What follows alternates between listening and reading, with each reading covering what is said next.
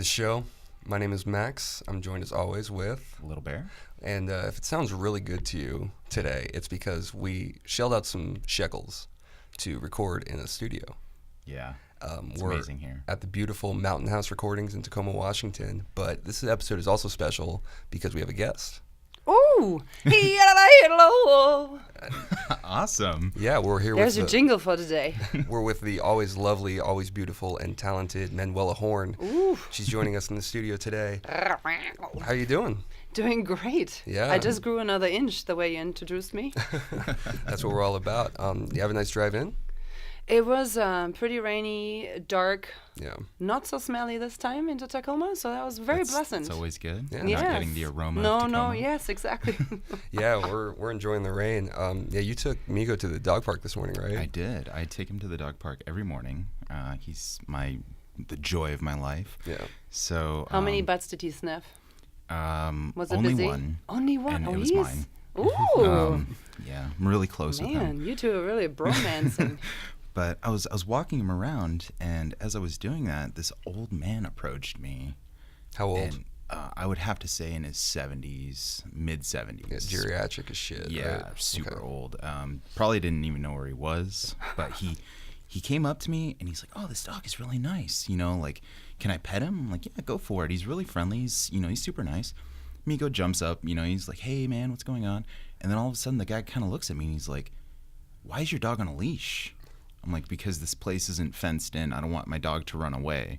He's like, "Your dog doesn't need to be on a leash." And he picks him up and he tries to unhook the leash off of my dog's harness. And I'm like, I had to almost physically slap this old man's hand off of my dog. Like, don't do that. Like, what are you doing, man? Like, this is my dog. You don't do that to someone else's animal. And he gave me the dirtiest look. Like, your dog needs to be running free. I'm like, yeah, thanks for the advice, dude. He was a real hippie. Yeah. Yeah. God, these geriatrics, man. I'm telling you, we talked about this earlier. We got to get them on an island. Yeah. Just, send them away. Yeah. They Get them over to can Hawaii. run free on their own island. Take them to the farm. You just need to have steak treats in your pocket. You will never, never go away feed, from your side. To feed the old people? Exactly. Yeah, treat treats for the old people. Sit. Toss them and just let them run away. Yeah. But Manuela Horn, you may know her as the Austrian Amazon, the Yodeling Dominatrix, Mi Amor, or the Queen of Oktoberfest. Woo! Many, many titles. Many titles. Quadruple threat, Manuela Horn. Yodeling, dancing, acting, singing. I mean, is there anything that you don't do? That's a very good question. I think I tried a lot of things in the entertainment business. Yeah. Though not many things that I did not try. That's really cool. Yeah, I mean, you got to try to get your hands in everything. Oh man, you can't sit down and say I did it. It's as an entertainer, you always have to find what's the next thrill, what's the next thing people haven't seen or would enjoy, Yeah. and you have to develop yourself. So it's not a little bit of a struggle, but also the pleasure of there's always something new on the horizon Yeah. that you try and do in the business. So that's why I enjoy it very much. That's really cool. Well, take us to day one. What got you interested in following this career? What inspired you to chase that? Man, day one. I grew up in Frankfurt, and my parents are very conservative. I always felt that I have, to go out in the world and entertain and make people laugh, but my mom was very strongly against it. She was like, "No, if you become an actress, how do you pay your bills? You don't have insurance. It's a tough world." And so she made me go study industrial clerk. And I finished it. I was a good girl. And with 23, I moved out of the house. A week later, I bailed on my job. Took jobs. I was back in the 90s. It was a big thing, like giving out cigarettes in clubs. And it was promotional events. Mm-hmm. So I financed myself through promotion. Went to an acting school for 4 years. Finished it. Knocked on theater doors and have been told, because I'm 6'2", it's impossible to give me real roles in theater because I'm so tall. They were laughing at me like, "Where would we find a Romeo for you? Where the rest of the cast, they all would have to be around 6 feet, so it's not possible. In this business, everybody's like 5'2". I don't know. They're short. So I was very frustrated. I was like, I did all this work for what? And I went online. I Googled stripper shoes, and I found these 8-inch heels. And I said, yes, this is my calling. Dear world, if you think I'm too tall for entertainment, business, acting, I show you what's tall. You haven't seen me yet. Yes. You owned it. So I got these shoes, I put them on, and it was like Dorothy and over us. I clicked my heels and created this 7-foot tall superwoman that can go in any direction, and built my own market. And it just took off from there. That is very cool. Yeah. That was a long first day, wasn't it? Yeah, it sounds like it. What school did you go to? It was acting? a private acting school. Okay. It took place in the afternoon, so I could work around it. And this was in Frankfurt? That was in Frankfurt, yeah. And my mom still fought me. With 26, I got a job, and the newspaper started writing about me, how funny I am and how talented, and big photos. And that was the first day my mom said, I always knew you had it in you. I was like, course. thanks, Mom. Yeah. I was really angry for a long time with my mother, but at the end, she actually pushed me so hard that it helped me creating what I am today. Yeah. So I'm very grateful at this point and say, thanks, Mom. It was good to run against the wall for a while, to really, know what you want and work for it to get what you want. Yeah, spin that dark kind of stuff into something positive. Yeah. As inspiration, kind of as a drive. Oh, absolutely. What was it like growing up in Frankfurt? It was pretty much fun.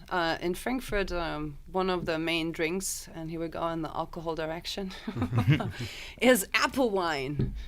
It's this area is known for this. So there's a lot of apple wine festivals. So when you're 21 and plus, there's great parties all year round in this town. It's one of my favorite drinks. Right, apple wine, nice. Cider, Ciders, right? We call it meads. here in America. Yeah. It's a very vibrant city. It has a lot of money, so there's a lot of stuff going on because all the bankers live in there. Yeah. We call it Manhattan because the river Main is running through it. Mm-hmm. And it's one of those cities in Germany that has a little flair and touch of America. Okay. So when we first contacted you, you said you were in Germany for about a month or so? Yes, I was 2 months family? actually. It 2 was months. in Darmstadt, which is a half an hour south of Frankfurt. And how was that? Oh man, it was great. I was hired as a singer and host, and I was treated like a superstar. I came home very arrogant, like, haha, well, this is how you can be treated in a production. Very well. Where are my assistants? It was a really, really good run. I really enjoyed it, and it was very inspirational because I came with songs, and they said, we don't want to pay royalties. I'm like, oh, okay. So they were like, you have to come up with 2 original songs in the next 5 days. Wow. And I was like, what? And then the best part was, yeah, and one of them's going to be a rap. I'm like, okay. I'm more of a rock pop kind of girl, but I'll give it a shot. And they pushed me in new directions that I knew I wasn't capable of. I wrote an awesome rap. I enjoyed doing it every night. Wow. And I wrote my own Rammstein number. It's called Wrong Window. Falsches Fenster. It was a big hit. And it was great to grow as an artist again. Yeah, talking Pushing about those growth boundaries. again, right? Yeah, well, so we can add rapper to the list Right. of things that Manuela Horn does. Yeah, so you write all your own music? What I did in the past, especially with the Oktoberfest season, is I take songs everybody knows and can sing along, and I just twist them a little bit into the beer direction. So I call myself the Al Vankovich of Oktoberfest. The Weird Al, yeah. Yes, the good old Weird Al Vankovich. And I take songs out of all music genres because in Oktoberfest you have really from young till old people who just love to party. So I try to step and poke in all the music genres there are. So I have the Beatles, All You Need Is Beer, ram pam pa pa pam. We have YMCA is It's Fun to Party with B-E-E-R, right? Yeah. So, oh yeah, and we did a reggae last year. That was very fun too. Ein Bier, zwei Bier, let's get together and feel alright. So it's a whole song. So you've recorded 3 albums, correct? We recorded so far 2 albums. We are working on a third. Finishing up the third. Finishing up the Yes, third. Okay. we have it's always Oktoberfest somewhere, which is a compilation of songs that I yodel to. Okay. So from Yodel Queen to instead of Sex Bomb, Yodel Bomb to instead of Highway to Hell, Highway to Yodelay Who. Those are just favorite songs I like to sing, and I yodel fight them. And then we have a beer album where we just all hail the beer. It's all what I just mentioned, all the songs about beer. And then we're working on a third, Naughty Cabaret. So that's something in progress we're working on, yeah. What got you into yodeling? That's a very specific was style of just singing. gonna Yes, ask. it is. I am Austrian. My parents are both Austrian. We drove every chance we had. We would go home to see grandma, grandpa, and uncles and aunts, and be there and enjoy this. And back in the 80s, they haven't built tunnels yet. So it took us around 11 to 12 hours to go by car home. And especially in summer vacation, everybody thought Austria was a beautiful place to have vacations. So we got stuck once 16 hours on the street to go home. And I was bored as hell. I was 12 years old. And my dad, out of nowhere, just said, "Hey, let's use the time. I'm going to teach you how to yodel." I'm like, "Oh, okay." It always has been a hobby of my dad. He's actually known in Frankfurt as the yodeling plumber. So he would come to your house, fix your toilet, put up the cassette recorder, turn on his favorite music, and sing along. Wow. And neighbors would, "Oh, Mr. Horn is in the house again," and the doors are open, and he would have audiences while repairing the toilet. So he had a big passion for yodeling, and he taught it to me. And thanks, Mom. She was sitting in the background listening to the for 5 to 6 hours. You don't want to. If someone practice yodeling, you don't want to be around. No, it's painful. Yeah, it's like with any instrument. Yeah. The first Yeah. Especially 2 like years. the accordion Oh. or Yeah. anything like that. anything. You just Yeah. stay away for 2 years before I'm like sort of good at it. Yeah. Go practice in the garage, in the I closet. tried picking up the banjo not too long ago, and that Ooh. was a nightmare. Yeah. I've been playing for about a year and a half, 2 years, and I still sound like day 2. Oh gosh. I got very dumb fingers. Oh man, but banjo, that's vicious. Yeah, it If really you haven't is. played guitar or anything No, before. it's my very first string instrument. Actually, my very first instrument ever. And I was Okay. like, I just like the sound of it. It sounds cool. It is a cool So instrument. I went out to Guitar Center. I picked up their cheapest banjo for like $160. I was like, oh, I'll give this a try, see what it is. And And got the book Bungee for Yep. dummies. yep, banjos for dummies. Banjo for And dummies. I tried playing, and they're like, okay, you're gonna put your finger here and here, and just strum it, and it just sounds like the cat is dying. Oh man, You you know? have to hold these fingers down. I heard funny. my landlord one day before he moved out. He was upstairs, and I was practicing a set of chords, the same like 5 chords, just over and over and over. So it was during the summertime. It was nice. I sat in my backyard. I had like a glass of whiskey, and I felt really southern. Boom. I felt really There's some southern. preparation. I got my bourbon, whiskey, banjo. Like, yeah, let's do this. Sitting out in the sun, playing, and I'm just practicing these 5 chords. And then about an hour later, I hear him going, what the fuck is he doing? Like, why is he playing these same 5 chords over and over and over? And his wife or girlfriend's like, he's practicing, leave him alone, leave him alone. And he's getting ready to like come outside and be like, would you shut the fuck up? Yeah, that's tough. So that's really cool though. So your father was the yodeling plumber. Yes. Is that kind of where you got the inspiration for the Yodeling Dominatrix? No, the Yodeling Dominatrix is a funny story. I was hired to be a sexy woman in a dinner theater in Germany, Frankfurt, and then they took me to Berlin. I told the producer that I really liked to yodel, and he said, I really wanted always to have a dominatrix in the show. And I was like, oh. I shook his hand and said, welcome, congratulations, you have a yodeling dominatrix now in your show. And he's like, oh, okay. So it was just a combo of two things that people want to do, and I threw it together, and it's the wackiest thing that I ever came up with. It's really hard to top. Yeah. So yeah, I ran with it, and I can say I'm the only existing yodeling dominatrix. I Google it every 6 months to see if someone else is coming up with that idea, and I'm proudly carrying that title. Yeah. Yeah, the one and Did only. it. Boom. Bucket list off. See, we have that problem. Everybody steals from us. Yeah, Yeah. They're We just chomping can't. at our bits right now. Yeah. We can't keep anything to ourselves.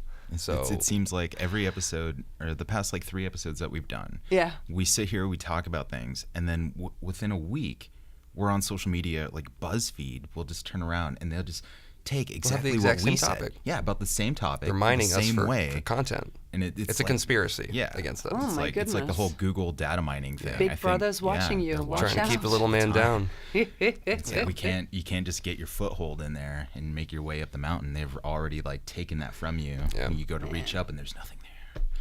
It's No. it's a vicious world. Yeah, That it's brutal. really dark podcast empire that we're trying to build. Yeah. So what was it like recording a yodeling album? Is that just like your typical album experience? It was pretty fun because we did it in our house. So there was a lot of beer and other things involved. And we were all, because we're family. We're all friends and we love to hang. So it was really fun to record it. And it was done very quickly too. Okay. Because we've been performing them live, and it was just like a nice afternoon of hanging and jamming.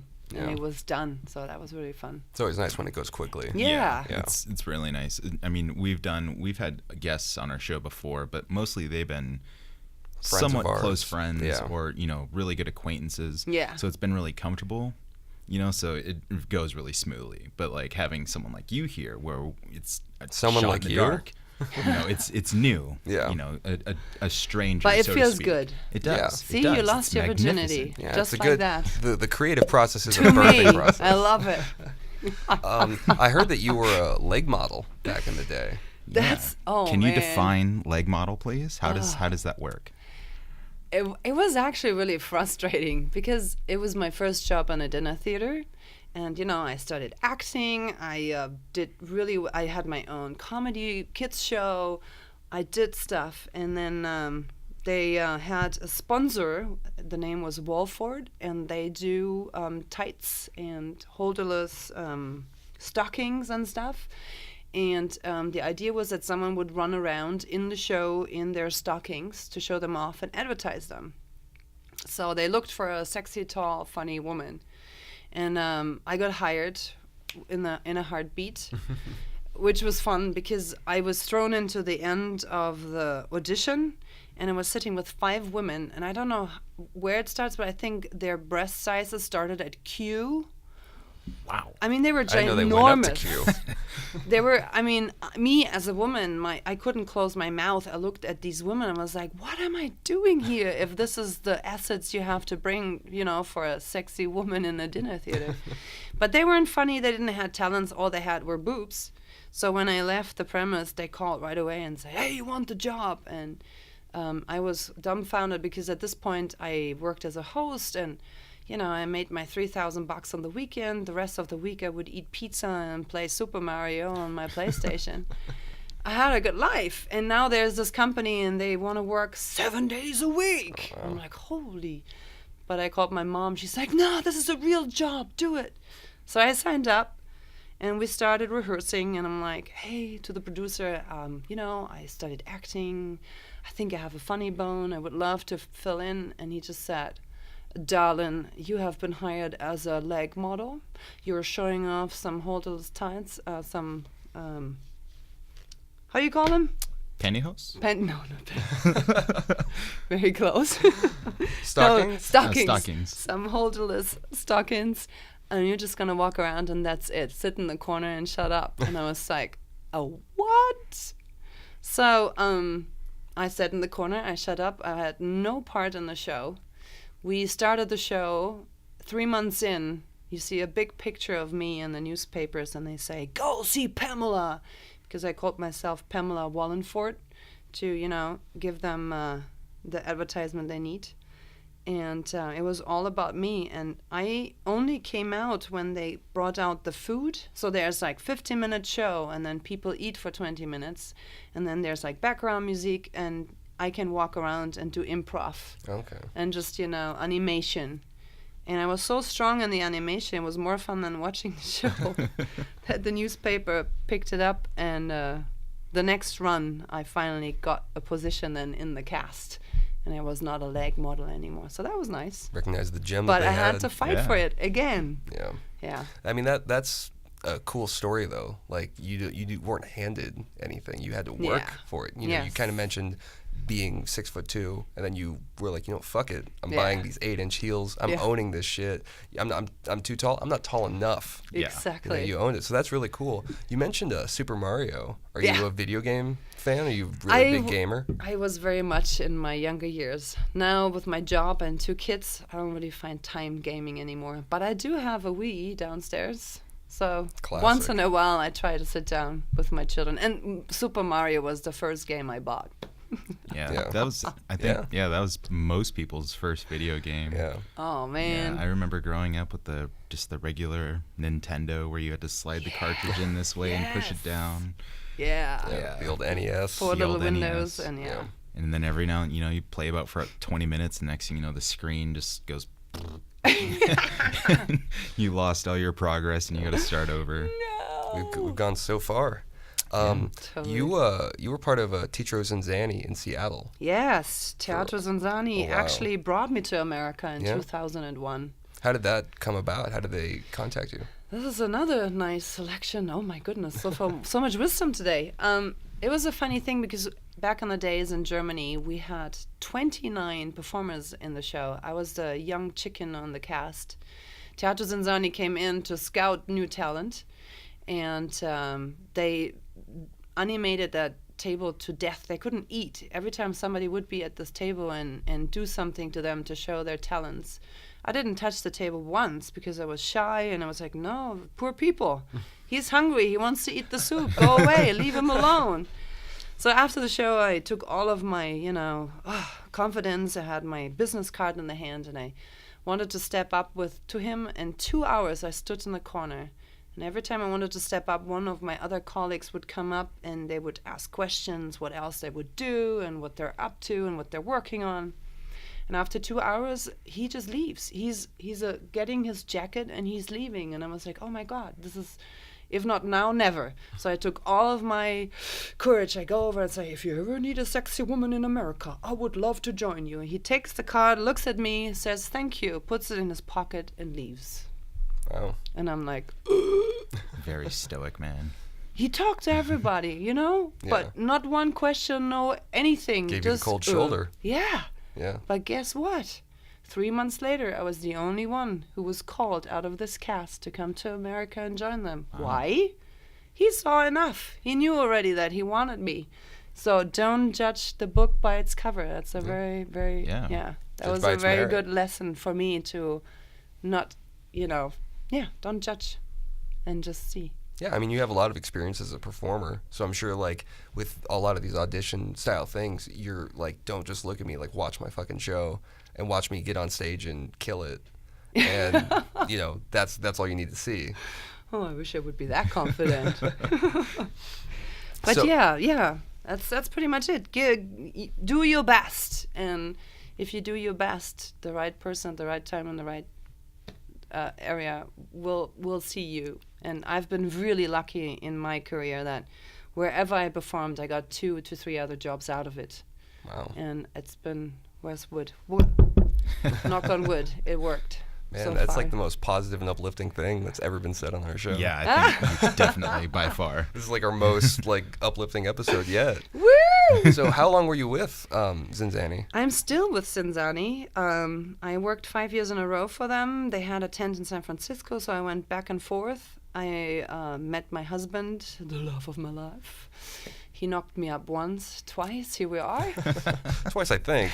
I don't remember. It's been so many times. Oh, man. Whew. And I'm actually going back 2nd of March. I'm back in another 6 months run. I'm very excited because I haven't been with them for 4 years now. Okay. Because I had other thing. I worked in Hawaii, in Germany. Hawaii, how was that? Yes, oh, it was awesome. What island did you perform on? Although it was Oahu. Okay. It's an island you can drive up in 2.5 hours, and after 2 months, you've been to every beach twice. Yep. So I did get the island collar after 4 or 5 months. I was like, oh, now I know what people are talking about if you're trapped on an island. Yeah. I was born on the Big Island of Hawaii. No way! Actually. Yes. Guess what? I'm going to fly on Monday there for a 5-day getaway. Oh, really? Yes, I need you're going to stay in Kona or Hilo? Yes, in Kona. Kona. At the Sheraton something. Yeah. Oh, maybe that's too much information. Now if all the you- stalkers will come. We'll edit it Yeah. out. We'll Yeah. bleep it out. Our, the tens of followers will follow you there. Right. Yeah. All our fans are like Oh, super. no. They can afford to fly to Hawaii on a moment's notice. Yeah. Don't worry about that. Yeah. Unfortunately, if you thought Oahu was nice, like, Yeah. you're in for a surprise. The Big Island's a little different. It's very local, smaller. I mean, smaller in the sense that there's not a lot of big buildings, production-wise, things. Thanks God. But it is the island itself is massive. Yeah. Plenty to see and plenty to do there. Don't drink the water in Kona. I gotta say that. Definitely drink bottled water. Oh, okay. It tastes horrible. It's lots of chlorine in it. No, it's very minerally. Oh. It's a desert area. So the water that they draw, most of it, the water table is really low. So there's a lot of salinity from the ocean coming in and mixing with the volcanic rock there, and it just tastes foul. Oh, man. So drink bottled water. That's my Okay. only suggestion. But if you do go over to the other side, the Hilo side, it's fantastic. It's beautiful. It's very rainforest and tropical. It's almost Yeah. like this climate here, except fun. it's 80 degrees. Perfect. I yeah. wanted to get a lot of hiking and biking in if possible. Plenty of waterfalls there. Yes. Go up to Mauna Kea. It's beautiful. What's They the offer poke like? tours. Would you go on a tour? Yes. Yes. Mauna Kea. Yeah. Mauna Kea and Mauna Loa. They're gorgeous. Done. There'll probably be snow up on Mauna Kea this time of year, which is Say surprising what? to see snow in Hawaii. Yeah, so you can go up No there. way. Yeah, it's taller than Mount Rainier, so I think it's about 14,500 feet or something. You're above the clouds. So when you come in for a landing on your airplane, they will pass by the mountain as you're landing. You will be able to see it from your window. Oh, wow. I will keep my eyes open. What's the poke like? What's the poke situation over there? It's everywhere. Poke is delicious. Is it good though? Is it Love better than that it. place in Portland? Yeah. Those people in Portland don't know what they're doing. Yeah, it's kind of unfortunate though. I hear that Teachers in Zanny might be coming to a close. Oh man, soon. we're sitting on hot coals. Yeah, it's officially they're supposed to leave by the 15th of March, but the company who's buying the property, they want to build up a 16-story skyscraper, Yeah. and we're just hoping that, or we're thinking that it's going to take a long time to get a permit to do that because there's like really high-end property in the back. You would cut their view to the Space Needle and. From the environmental aspect, usually it takes a long time to get permits to build something like this. Right. Yeah. And at this point, we wrote the new buyer and said, hey, before you have a vacant lot, let us pay, a lease, pay your bills because you own this property. You will have to pay property tax, right? Yeah. And Teatro Zanzani put out a really nice link for people easy to write emails or place on their social media saying Seattle needs Teatro Zanzani. Yeah.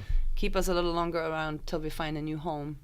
And we hope in the next week to 2 weeks we'll have an answer. Well, we'll bring our fans. We'll send our 15 listeners out to Yes! try to make that Hey, happen. after today, I hope it's going to be 30 listeners. Yeah, Yeah, that's let's- what yeah. we're kind of hoping for too. Yeah, I mean, it's just Double. It's kind of like a symptom of a bigger problem, though. I feel like there's not a lot of support for the arts in America anymore.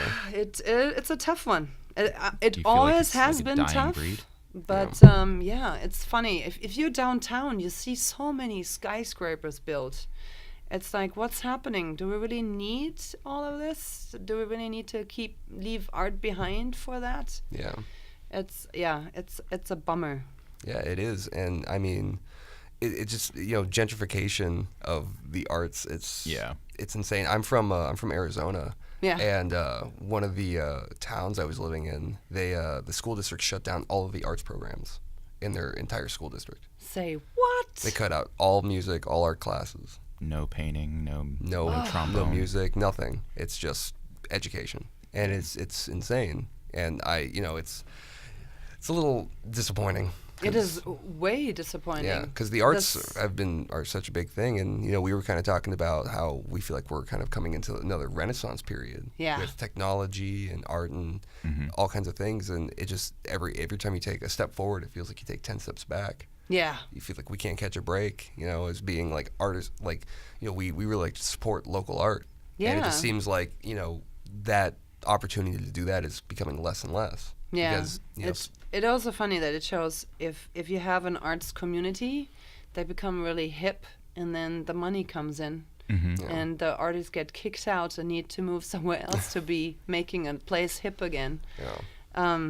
It's really sad, especially in schools, I would say, because art helps you to be individual, to think creatively, creative, and I think it's a way of thinking you can use in any kind of job.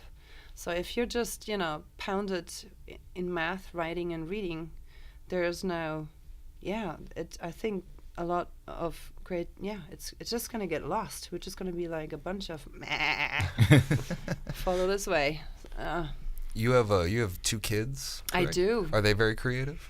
They are. We're actually working on a talent show piece right now. They love to dress up as clowns. And we did a piece last year, very successful, so now we have to live up to it. Mid of February. It's their big moment. Yeah. Oh, Wow. That's really cool. That's cool that your kids are creative and you support that. That's really neat. Oh, absolutely. Yeah, gonna follow in mom's footsteps. Well, maybe. Who knows? We'll see. Right? And you're a member of the Screen Actors Guild, right? I am. Yes. We're an esteemed company. Yeah. It's pretty intense. You got that from your part in Rent. Yes. That's one of those stories. I worked in San Francisco in a dinner theater. I met the dance choreographer there. I had a big house. I offered, I had 3 beds. I offered it to his dancers. We had some parties at my place. We really hit it off as, human interaction, being friends. And he called me out of nowhere and said, "Hey, you want to be in a movie?" And I'm like, "Yeah." So I was hired as dancer number 73. It was great. It was like mid-July in the 100th, and we were doing a winter scene. We all were wearing pullovers and winter jackets. In the middle of summer. And that gave me the first hint of what Hollywood is about. It's about sitting in a trailer for 12 hours with 10 other people, waiting to be called to film something for 10 minutes and then go back into your trailer. Yeah. It was very interesting. I always thought I have to go to Hollywood.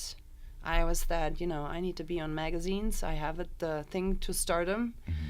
And I lived for a year in LA. I did the whole Hollywood thing. And I have to say, for me personally, it sucked. It's a terrible place to be. Yeah, tough town. You're a number. There is no emotional interaction. There is no. I like grabbing humans. I love interactions. I like laughter. Get to know each other. Be creative. Do something. But Hollywood is just the opposite. And it was good I did it, because now I don't have that Hollywood sign above my head anymore. But yeah, it was quite. I was sad because I had this picture of how cool it was gonna be, and it was not cool. But I mean, you've become a star in your own right. I mean, That's even true. outside of Hollywood, you're the queen of Oktoberfest. Right. I mean, that's better than Another being a star. thing off the bucket list. So you travel all over the country. I do. Doing Oktoberfest events and. Oktoberfest I mainly do on the Northwest Coast. Okay. I do corporate gigs, and I have 2 really big events. It's at the, let me try to pronounce it right. I always get in trouble for it. Puyallup. Puyallup? Yes. Puyallup. Puyallup. At the fairgrounds and in Spokane. And those are big festivals that draw thousands and thousands of people. And we headline there. This is always fun. I love Oktoberfest. Yeah, me too. It's I go like, every year. My line is, get out your inner child and we get it wasted. Just having fun, letting loose. There's no boundaries. There's no thinking of what anyone thinks about. You're not judged. There's no judgment in these festivals, and that's the beauty of it. where you just like have the freedom to let yourself go and I love not going worry. there and dressing up in the lederhosen. Right? It's like Burning Man for alcoholics. Exactly. Yeah. Bavarian Burning Man. I love it. It's good. So when you were in Rent, Yeah. you performed in Rent until you were 8 months pregnant, right? No, I performed at Teatro Zanzani till I was 8 months okay. pregnant. That's really intense, though. That's is. You know, a big thing. I hated with both kids being pregnant. My body just doesn't like it. And when I'm on stage, I could strip that off me. And these 4 hours I was working in the theater were the best 4 hours of my day. Yeah. Because I would feel light and happy, and I wouldn't feel sick or uncomfortable. And it was a 6 months run, and we built a pillow. So every week they would take out cotton. And by the end of the run, it was just my belly, and the costume was great. I mean, I applaud you for that. I mean, some people can't even handle doing anything after being 4 months pregnant. Yeah. So, I mean, major applause to you Oh, for pulling thank that you, off. thank you, That's thank you. that's quite a feat. So for your music work, Yeah. what bands really inspired you growing up in Frankfurt? Who did you listen to? Was it like Pooties, Die Ärzte? Oh yes, Die Ärzte for sure. Especially their album 21 Plus. Young in my Gods. early 20s. I was a punk from Oh, wow. 20 till 23. Yeah. I had Die Toten Hosen and Die Ärzte. All these really revolutionary punk, like in your face was my thing. Real cutting edge at the Yeah, time. I had Ben Silverware in my Doc Martens and did the whole thing. Was 23, I became a Schickimicki, and it was more like house music club scene. Okay, like But I also grew up with a lot of German rap. They call it die Fanta 4, Fantastischen Vier, and they just made great music in the 90s. So those are for sure influences I grew up with, yeah. Awesome. That's really cool Yeah. to hear. We actually, or I do. I listen to a lot of like German or European music. Oh, It's get like outta one here. of my favorite Nice. thing to do. Man, I should just find my old love- music and burn you some CDs. I would love that. That'd be awesome. I love the sound. It's something different than hearing the constant, everyday cookie cutter like American sound. It's something new, That's true. And it's very raw, right? Yeah, It's very it is. German. It's very in your face. There's just something in the water over in Europe. I mean, all the greatest bands are from Europe. Led Zeppelin, Beatles. Yeah. Although, I mean, the Beatles played for 10 years in Hamburg, so they're kind of German. Yeah. Honorary Germans. You were Exactly. on America's Got Talent. Yes! I made David Hasselhoff drool. Another thing off the bucket list. What was that experience like, being on that show? It was really fun. They scouted me, so it wasn't like me going there and wanting to be part of the show. They have scouts where they get people, so I knew that I'm at least will be in one round. And they did a really good job in packaging it very funny. So I was portrayed as this housewife that does laundry and takes care of her children, and they sing at bedtime. And then the needle goes, "Urgh," and you see me coming out as the Yodeling Dominatrix. And there I am in pleather, and David Hasselhoff did not close his mouth for the entire piece. He just couldn't believe what was going on. And it got really good feedback. So they flew me to Vegas. In Vegas, I didn't have anything to do. They just said, yeah, you're in the next round. And I ended up in the semifinals. That was at the beginning of social media. Yeah. And today I would do things different. But at that time, I had a lot of haters. And they Really? would say, oh, people should take my kids away from me. They betrayed me like I'm in my pleather outfit in the kitchen and I whipped my kids to school, and I don't know. Jesus, It was just like really weird. And because the whole thing, social media, I couldn't grab at this time because it was so new. Yeah. I really felt like America sees me as this weird mom. So I was like, no, I'm a comedian. So I pulled out another character and I played a housewife. And halfway through, they axed me all off, and they were like, where's the Yodeling Dominatrix? that was Saturday Night Live. We have Saturday Night Live. And I was like, that's a nice compliment. But still, I jumped out of this little box and I didn't follow through.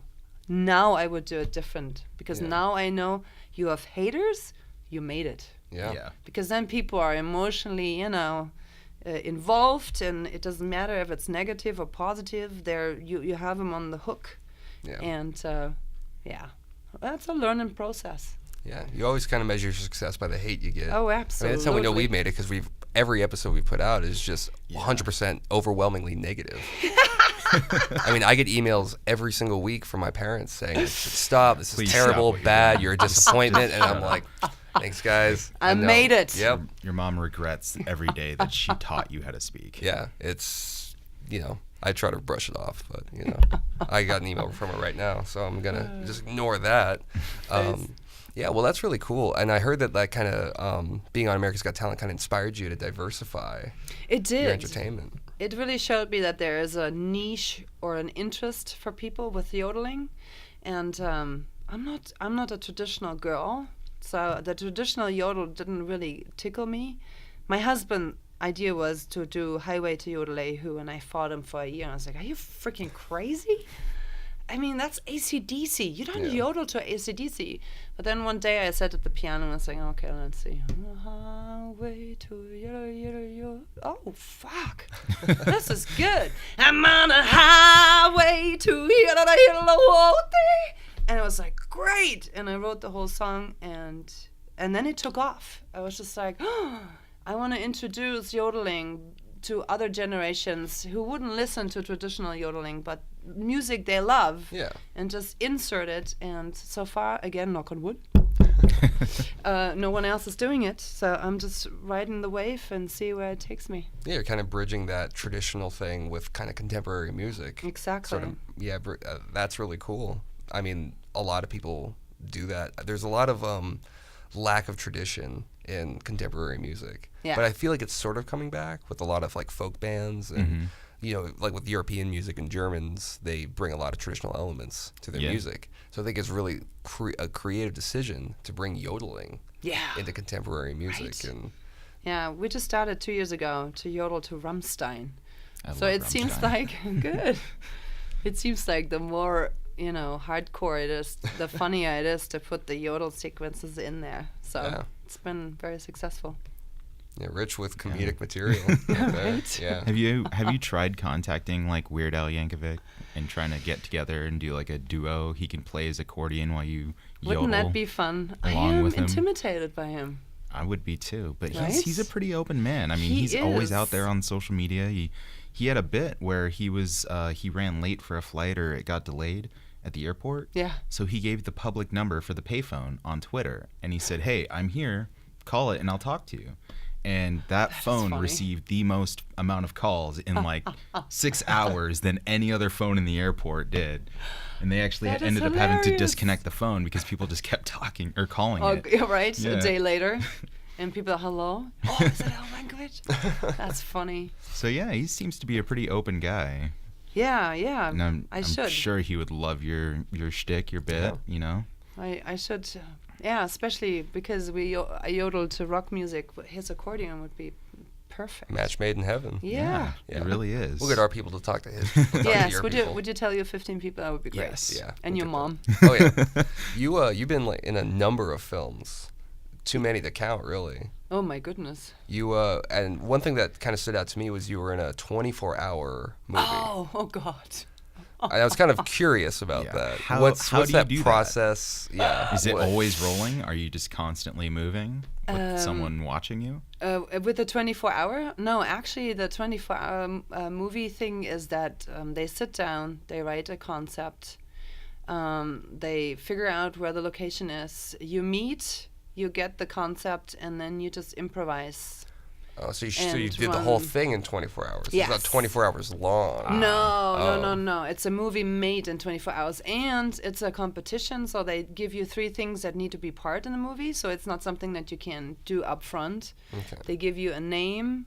But for us, it was a wedding planner, a bucket of color, like a bucket of paint. And what was the third thing? A line. I told you so, something, something. So these 3 things need to be built into your movie. And Deirdre is a really good friend of mine. And she said, hey, would you be part of this? I'm like, yeah, sure, I don't have anything to do. But at the end, man, it's a wacky movie. Yeah. I mean, I was just curious because 24 hours seems like an intense concept no matter what. But yeah, that sounds like I couldn't even imagine just sitting in a room for 24 hours with this guy. I wouldn't be able to do it. I mean, you never know. You have to give it a try. We record once a week on Thursdays for an hour, and I don't want to see him for the rest of the week. He has to drink. He comes to my house totally trashed. That's not true. What? It is true. We have a guest. Okay, well, I don't know which one of us had 2 mimosas for breakfast. What? I did? Yeah. See? I don't I'm know. so jealous. You know, when they on the menu, when it says a mimosa is a great way to start the day. Oh. That's a selling point, and it's wisdom. Yeah. It is. See? It does start better. Thank you, Manuela. Absolutely. You know, we call that enabling. So I won't take part in it. I'll let you guys just do your thing. And most of the time, I'll bring over a 6-pack of beer when we record. It's perfect. Thank you. See, You see, it's a show of goodwill. It's I'm good an faith. entertainer, and that's like being a legal alcoholic. There's always wine and beer involved when I perform. So it's performance enhancing lubricant, really. Yeah. exactly, it's like a warm up. Kind of break down that wall a little bit and just get open. I mean, you're all wall though. There's nothing behind the wall but more wall. That's very true. You're all layers. Oh no, I forgot my bear head. My panda head. I know. It's all right. You can't really perform without it. Yeah. Well, it's for pictures. Yeah, it's all right. I'm a little bear. Oh, we'll find some makeup. We'll work it out. We'll Photoshop it. Yeah, we can do that. Yeah. So the inauguration's tomorrow. Speaking of wall. Yeah. Speaking of some walls. Yeah. I mean, what's going on? Can we just kind of get into that? Yeah. Let's Ooh, dive right in absolutely. head first. I mean, Paul Anka's going to be there. Who is Paul Anka? He's somebody. He's a musician. He's He's the somebody? biggest name Donald Trump could get to perform. We should call him Paul Wanker. Yeah, Yes, I Paul like Wanker. that. Paul Wanka. I mean, this event is shaping Paul up to Anka. just be insane. It's Does like Does he play the Idiocracy. piano or? I don't know. I think he wrote that song Piano He Man. sounds like that was Billy Joel. Yeah, but Paul Anka is like the poor man's Billy Joel, I think. Okay, I like think. the white trash version of Billy Joel. Yeah, probably. Okay. I'm not too sure, but he's a musician. He's old. I know that. I mean, just from me watching the social media about this whole inauguration fuckfest going on, it just seems like all the big names in Music and entertainment. yeah, music and entertainment. Thank you. It's like watching Moses part the Red Sea. Like here's Trump, and everyone's just like, nope, I don't want anything to do with that. Do not want to touch it. Barren, dry patch that some people kind of wander into, and everyone's like, "What are you doing, man? Get back here!" Well, who is that? Who's the band that's playing? 3 Doors Down. 3 Doors Down. Yeah, I heard that they said they're only playing because they like love America. And they're like, we're just proud to be here. They wouldn't say like, yeah, it's just we're getting good. I mean, how much do you think they're getting paid? They're getting paid a lot. Donald Trump had to fork out of his own pocket to get them because no one else. Usually when you play at an inauguration, it's kind of an honor, you know, like, hey, I'm playing for this good person. His wife is nice, you know, like whatever. And now everyone's like, no way. And Donald Trump's finally like, oh, fuck, how much do I got to pay you to come here, dude? He's giving away tickets. Yeah. He's so desperate. He's just like throwing them in the air like, hey, take these. And everyone's just ignoring him or using them as toilet paper. I mean, a Bruce Springsteen cover band refused to play. No way. Yeah, cover band. That's like casino status, you know? That's like they play road. bar mitzvahs and birthdays. And they're like, crazy. hey, you're going to pay me $1 million to play at your inauguration? Nah, dog, I'm cool. I'll pass. So yeah, it's just insane. And you know, there's all these actors. Everybody's going saying the same thing though. Like, I just love America. It's such a cop out. It's such a cop out. Let's take a stand. Who was the actress that you're telling me about? Zoe Saldana. Yeah, she was saying, "Oh, I just love America." And yeah, everything. they were. She said that she would be there at the inauguration, and everyone was asking her, "Well, why? You know, what reason? You know?" She wants to be grabbed by the pussy. Yeah, it's been a while. Yeah. That was her only thing, was saying it would just be an honor to be with the president, and I She's love like, I don't America. agree with him, but I agree with the president. Yeah, like I don't agree with him, but he's our president, so we have to respect him.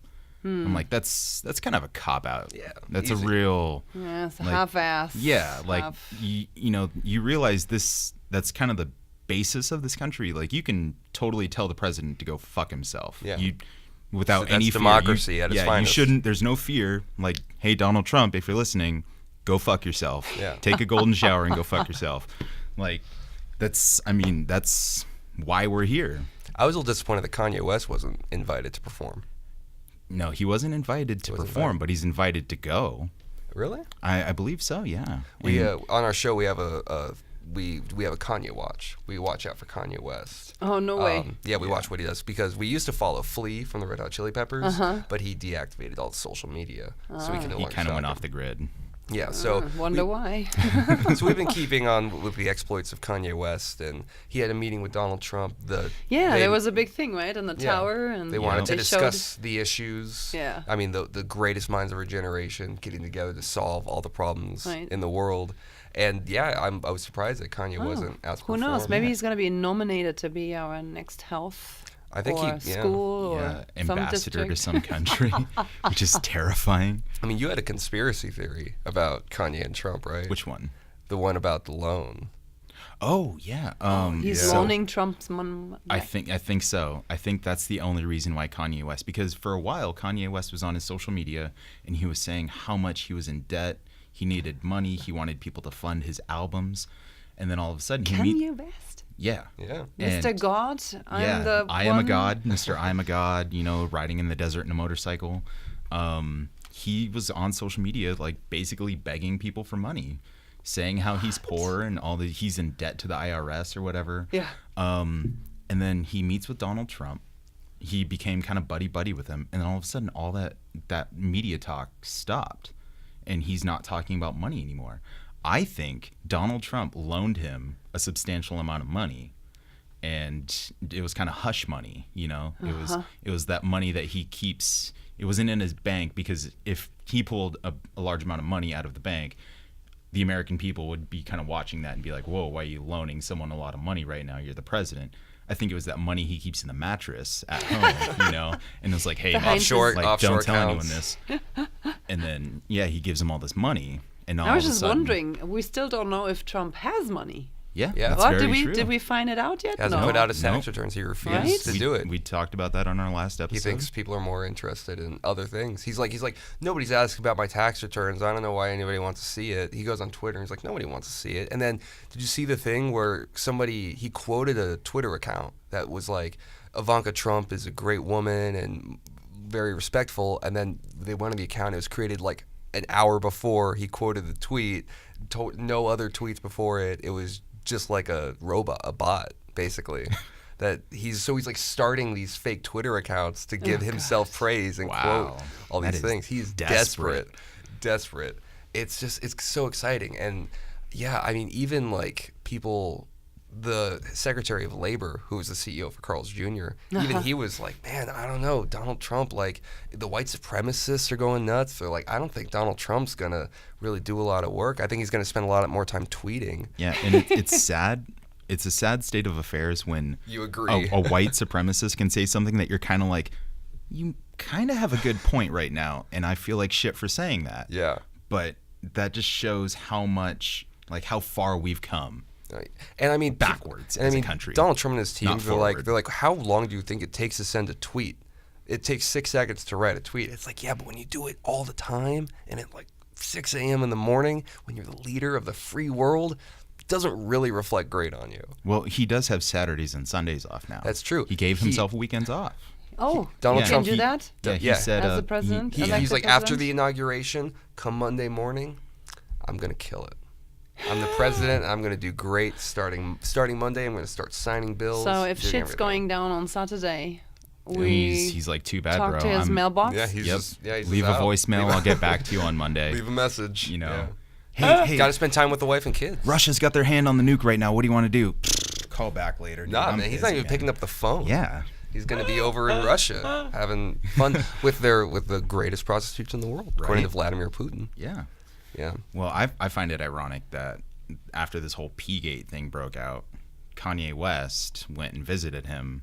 The next day, Kanye West has bleach blonde hair. Yeah. So did he do that as that was for real? I thought someone was photoshopping. No. That was a real thing. He really has blonde hair Blonde now. hair? Yeah, No. it's because And it was Trump loaned him money, and Kanye was like, inspired. I can't Yeah. pay you back. My album's taking a little longer Maybe to if take. you touch his money, your hair just turns yellow. It's like, yeah, like it starts at the hair, and then your skin the starts curse. turning orange. curse. Yeah.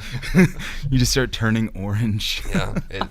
It's like, man, who was that guy who can turn things to Midas touch? The It's Midas Trump touch. Yeah. Yep. King turn Midas. everything orange. Oh my God. Yeah, I don't know. It's just, I feel like the end of the Do you world's think? right Yeah. in the corner. I was going to say. I think it's he's gonna very bring scary. about the end of the world. But the question is really, does the president really have that much power to really fuck everything up? Yeah, I that don't is the think question. so. Yeah. I I'm think- hoping there's enough checks and balances that he can't do too much damages. Yeah. And I mean, if he takes weekends off, that's 2 less days a week that he has to Has ruin the everything. opportunity. But to mess everything up.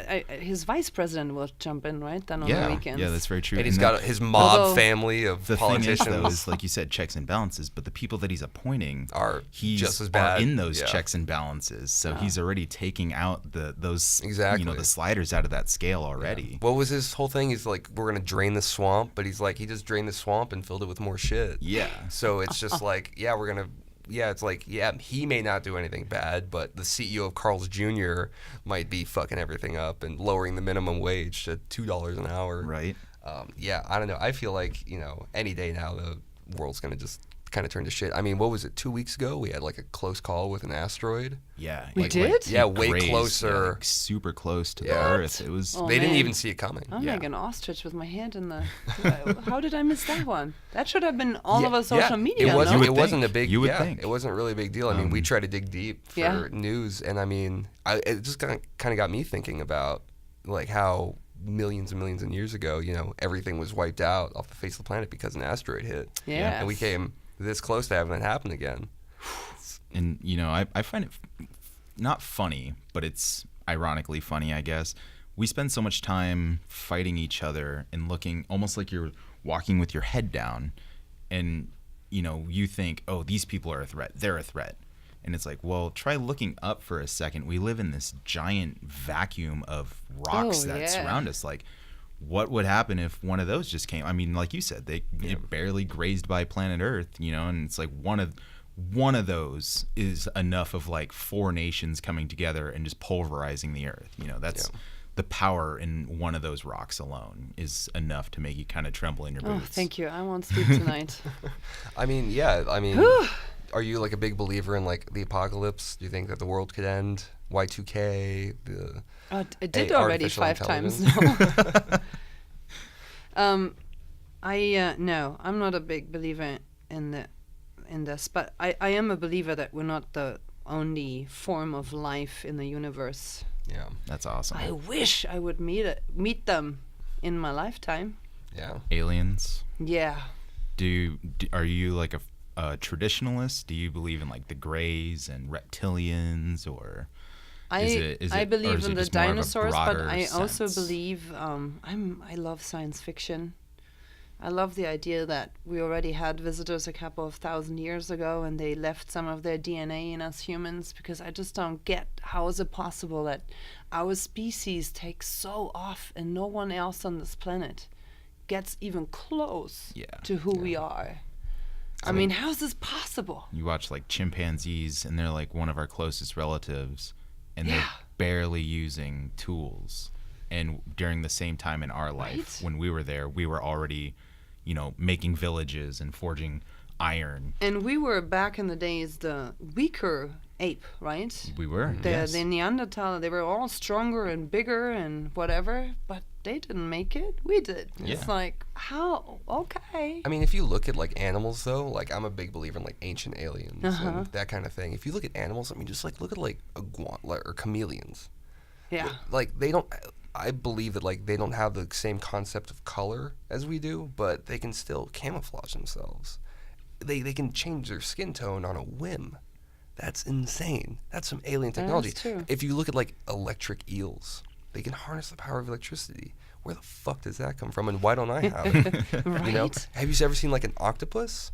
Now that I have super I have a cool. huge phobia of octopi. Oh, and no it's way. like I remember I read about an octopus that broke out of its cage in an aquarium, and it was maybe 15 feet, and it squeezed through like an 8-inch hole or something, and it's just like that's not like a natural thing. That was you know, if Houdini. you go, yeah. If you go down in the sea, there's animals that have fluorescent lights, and like there's immortal jellyfish. Mm-hmm. There's something else going on our planet. It can't just all be natural, Earth evolution. There's some alien DNA just kind of sprinkled around. Something was that's going on. Yeah, it's kind of crazy. I mean, do you think that in our lifetimes we'll ever encounter some aliens? I don't think so. I wish, but Do you think they're kind of watching us and they're like, never mind, like hard pass? they might come in when we bomb each other, and the experiment didn't work out the way they wanted to. Kind of just blow the whistle Like, oh and crap! stop We everyone need for a to second. work on those genetic. Yeah, isn't it funny that after 2,000 years we still haven't learned to get along with each other? Yeah.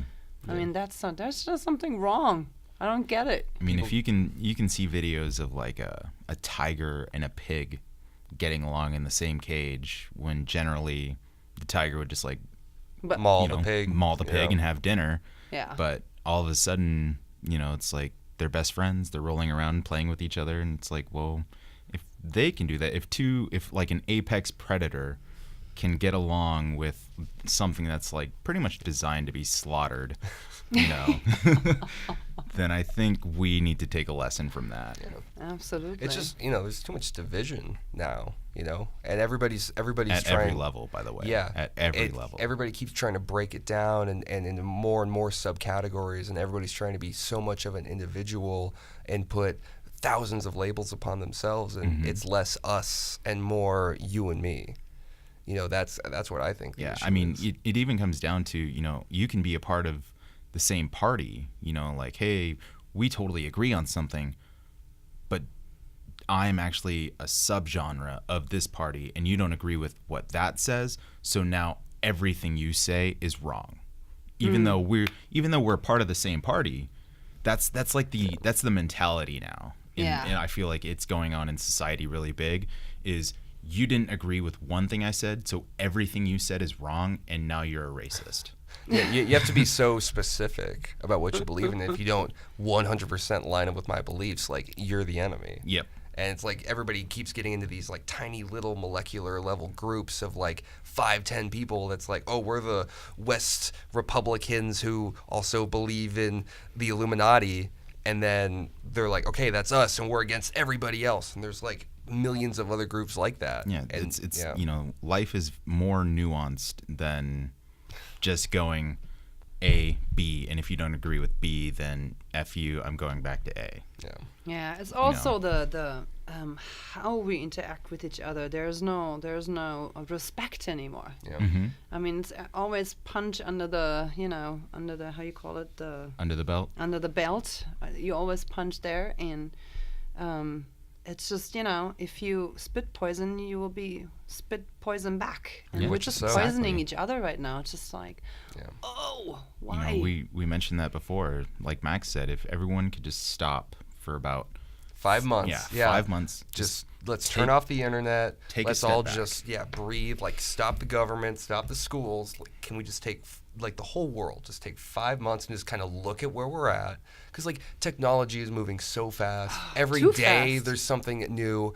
Social media is just like becoming way out of hand. Fake news. That's the yeah. worst. It's you don't just- know anymore yeah. what's true, what's not. Yeah, And and it's I just all- feel like we it need all to goes have back to hard clickbait. reset. Yeah, just take 5 months, just turn everything off. Let's just kind of take a look at our surroundings, because we're just going forward so fast and so intensely. And it's like, let's just take 5 months. Let's all breathe. Let's shut everything down. Everything Stop will be to smell the Yeah, roses. and then here's how things are going to work in 5 months. It's like, let's just kind of get a plan of action, but we can't, because we can't stop, because everything keeps going.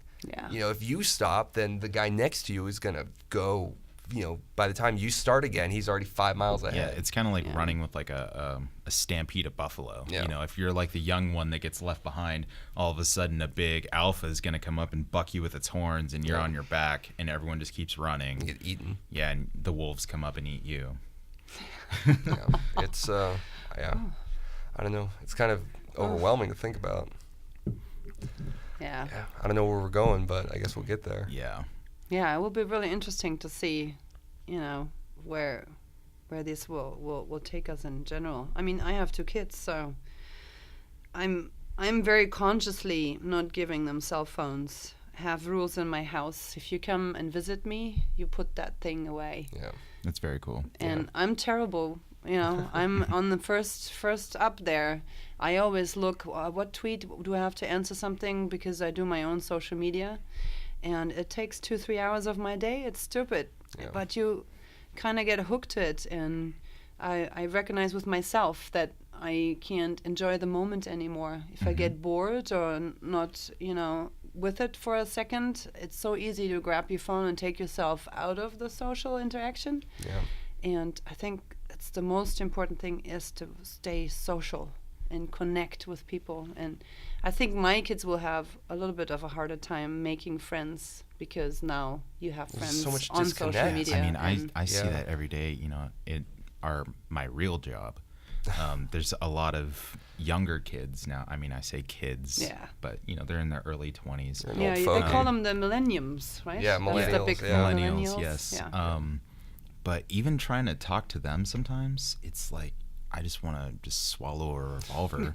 It's like, are you kidding me? Because half the time they'll talk to you, but they just kind of drift off, and it's like, hi, like Hello. over here, dude. Trying to talk to you. They can't carry a conversation. No, they can't without bringing up some kind of a meme or something they saw online. And it's like, whatever happened to this? Real life, like. Tell me about your day. Yeah. I don't care Right. about what you saw online or what some what are person you posted. experiencing? Yeah. I've been thinking about deleting Facebook and Instagram off my phone just for like a week, just to like kind of take a breather, But I'm just like, I don't think I'm like emotionally stable enough to do that. What do you think? You come back and it's like, you missed 3,455 messages. And then From your mom. Yeah, all from my mom telling me Where'd to you go? stop. And it's just like I feel like I can't live in reality for a whole week without it. I mean, it's kind of sad. That is sad. But it's like, I mean, it's very sad. Hey, I'm a sad sad person. dude. I'm a sad dude. Yeah. No, mean, I get jobs through social media. Yeah. I mean, people find me through Facebook, Twitter, or whatever, and they say, hey, I have a wedding coming up. Would you play with your band? Yeah. These kind of things. So, yeah, for me, turning off social media would be death. What? Speaking of social media or like events that you've done, Yeah. what is the strangest request that someone has asked you to do? Oh, I have a bunch. But my favorite is I got an email from a guy that offered to clean my house naked. He would clean yours. Yes. I only have to stand around in my dominatrix outfit and tell him what to do. And he would do that once a week. And I thought about it for a second, but then I was like, it's going to be awkward. The kids around, naked guy. Might be just a little awkward. Yeah. Go in the bathroom. So, yeah, no, didn't do that. I have people writing me that want to tattoo my face on their body. I think that's weird. So I mean, this is kind of maybe uncomfortable, but maybe I won't show you the portrait of you that I just got done. Oh, God damn it. I it's kind of a tradition trying to start like every guest. What? It's on your thigh, not on your butt? Yeah, it's like right on the corner there, like right on the crease.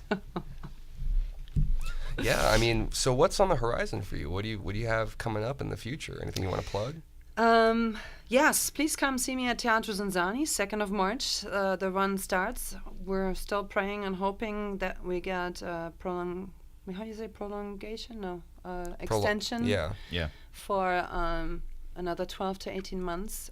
You can see me there for the next 6 months, and then you should get your lederhosen out, because this year Oktoberfest at Oktoberfest Northwest will take place again. And check out my website, manuelahorn.com. Yeah, and we'll send our fans there. I'm actually going to go to Oktoberfest this year. Yes! My first one. Yes, it's his very first one. how about you come and visit me and we make a show at Oktoberfest for an hour? We would love to do that. We'll make it Sounds happen. great. A live recording at Oktoberfest. Yeah. Totally. Yeah. And then we'll bring you up on stage and introduce you to 10,000 people. Yeah, that'd be awesome. Maybe we'll be some meet the dominatrix dish gods. Yeah. Yeah. I mean, we'll study up and we'll learn how to be maybe we'll study you yodeling. just need to learn how to chuck das Boot. Okay. And then you'll be fine. All right. Sounds good. Well, thank you so much for listening to our program. Thank you for Manuela Horn for thank you taking for having me. time This out was of her fun. Thank you. busy We realize you're schedule. busy. Thank yeah. you. All good. It's been amazing to talk to you. Thank you to Mountain House Recordings for having us. Yeah, it It's sounds been great. Yeah. I mean, it's nice to finally get out of a crummy apartment for once. But we'll be back next week with our scuzzy little program. Please visit ManuelaHorn.com for more info on her. Go to Tetro Zinzani. Let's save that place. Let's see what we can do. Show some support. Also, check her out on Instagram with Yodeling Dominatrix. Yes, or Oktoberfest Queen. Or the Oktoberfest Not Queen. one, but 2 Instagram accounts. Yeah. Welcome Go to to- social media. Oktoberfest 2017. Hope to see you guys there. And we'll see you guys next week. Thank you guys for listening. Thank you. Hello.